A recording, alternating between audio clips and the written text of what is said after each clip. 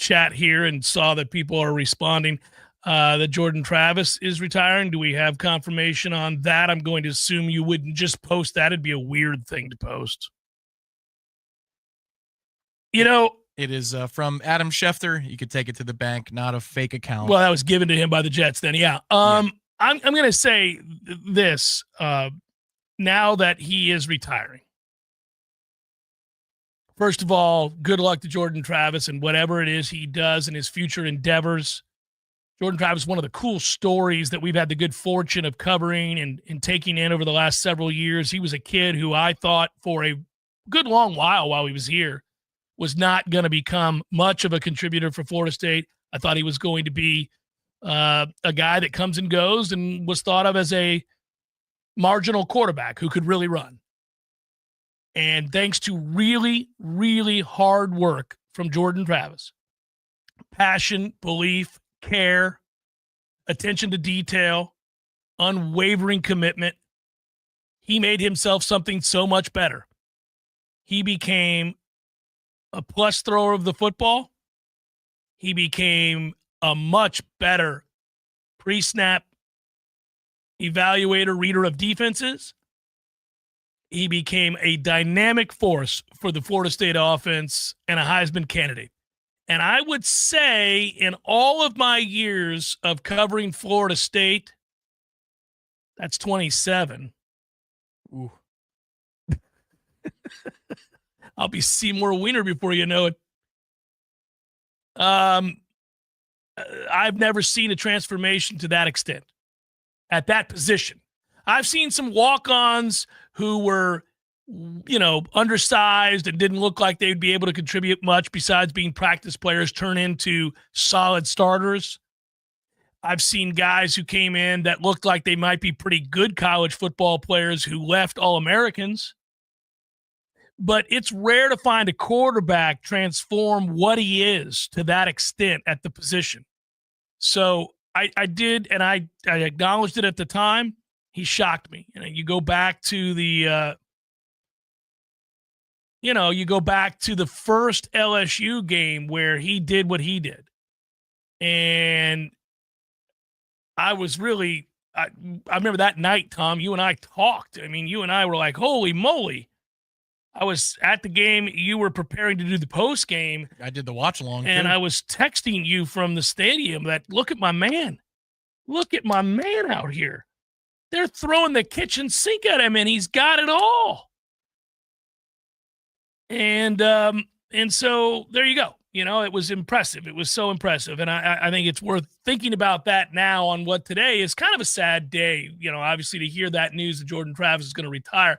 But I do want to say something else here. And I guess that people are going to, and I don't know, because there's only so much medical information that you're going to have access to or even being allowed to talk about.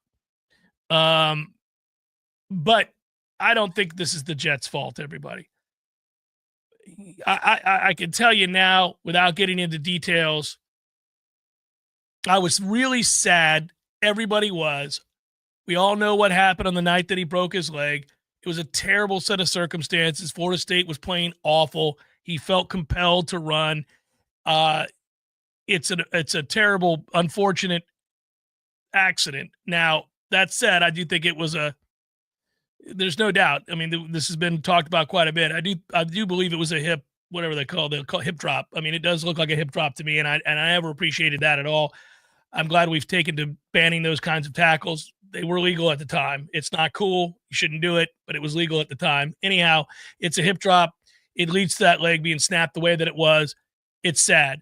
But subsequently, what I was told about that situation was that, when as somebody who's broken a few bones, you really root for a break. And you guys know this, and I'm no doctor, and I don't want to pretend to be one. Just my knowledge of, again, having broken a few bones in my life, including my arm twice. You want that to be as clean as possible. You want that to be just a clean break as opposed to a jagged, fractured, several spots type break. If you just have a clean break, that is much easier to recover from, to heal from, and to come all the way back from. When you have, if it's splintered and jagged and you have some other issues, it can be difficult. We're talking about getting into your nerves and all these other things. At the time, I was told this was not an ideal break. I'll just put it that way. To the extent I don't know, and I wouldn't be allowed to know, but I was told that it was a real problem, and they were very worried for him. A couple of things I can add to that is he released a personal statement, and it's kind of a cool way to do it. It's a handwritten letter that he took a photo of. So instead of the notes or instead of a graphic, and he's got the pen next to it with his signature. But he says he thanks the Jets and the entire organization. Like, so there's no finger pointing there. But here's the quick statement. On November 18th, 2023, my life and career took an unexpected turn. I gave everything I had to the rehab process, but despite my efforts, my leg never responded the way we hoped. After much prayer and consultation with my doctors and medical team, I have been medically advised to retire from the game I love so deeply. That's just one paragraph of the statement. I've got it pulled up now. Yeah. But first of all, that's a heartbreaking paragraph to read, because when you put a date next to something that changes in your life, I mean, it speaks to the gravity of that moment, the way he feels about it. But he's not saying, thanks to this NFL team that rushed me back too fast. Yeah, no, he's not blaming. He's saying the Jets. from the very beginning of the rehab process. That's what he's putting on the record. Is from the very beginning of the rehab process, this was going to be an uphill climb. Yeah, and I think, by the way, I also blame. Well, let's put it this way. I shouldn't say that. I would say that actually the reverse is true in terms of people who want to blame the Jets. I actually give a lot of credit to the Jets. They were armed with the medical. These teams vet these guys as thoroughly as you possibly can, every aspect of what you are physically and every aspect of what you are mentally. This is why I was saying it wasn't a fluke that Shedeur Sanders dropped. Teams aren't in the business of trying to teach people lessons. They're trying to win damn games to keep their jobs, their high-paying jobs. So when they evaluate somebody, it's based on, can you help me win? And if the answer is, I'm not so sure, certainly not to a level that we're going to pay you handsomely, then you get drafted later. That's how it goes. Jordan Travis, also a fifth-round draft pick, was a guy that there were a lot of questions about, both prior to the injury, at least from the NFL standpoint, and then certainly post the injury. So it wasn't surprising to see him fall to the fifth round, but kudos to the Jets, who took such stock in his interview and what they knew of the character of this man and work ethic of this man, that they said, look, the medical is not good. We don't like this. This is scary. We're worried that this isn't going to be something he can overcome, but we think he's such a leader. We want him in our locker room. We want him as a long-term project, because we have no doubt that he's going to bust his ass. And if he can overcome this injury, and if anybody can, it will be him, because he's not going to take our money and sit around and not work hard, but rather he's going to be a pro's pro and give us everything he has. So when he's in the building, he's making our organization better. When he's not in the building, we know he's rehabbing and trying to get all the way back physically to what he was prior to the injury. We have faith in Jordan Travis, in short. And, ultimately it didn't work out, but I give him a lot of credit. And that's tough. They did. They took a chance on him because of his character and the upside. If he was able to recover, clearly he could not. Wish him well. He's going to get a job somewhere. I hope if he wants it to be in sports, it'll be in sports, and he'll work hard and do well there. I think so. I'll remember a few things of his career specifically, one of which is that first media day that he went to with Mackenzie Milton, and how he stood back in awe of watching Mackenzie work the room and the media scrums. There were a couple of moments where he just sat back and he had this wry grin on his face.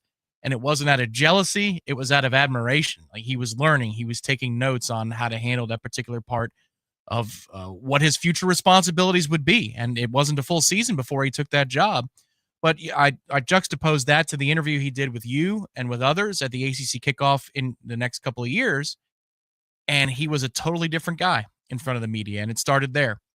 In addition to that, the through line of the LSU game in the Superdome was one practice he had in the spring of that year, one practice he had in the fall of that year, where he could not miss.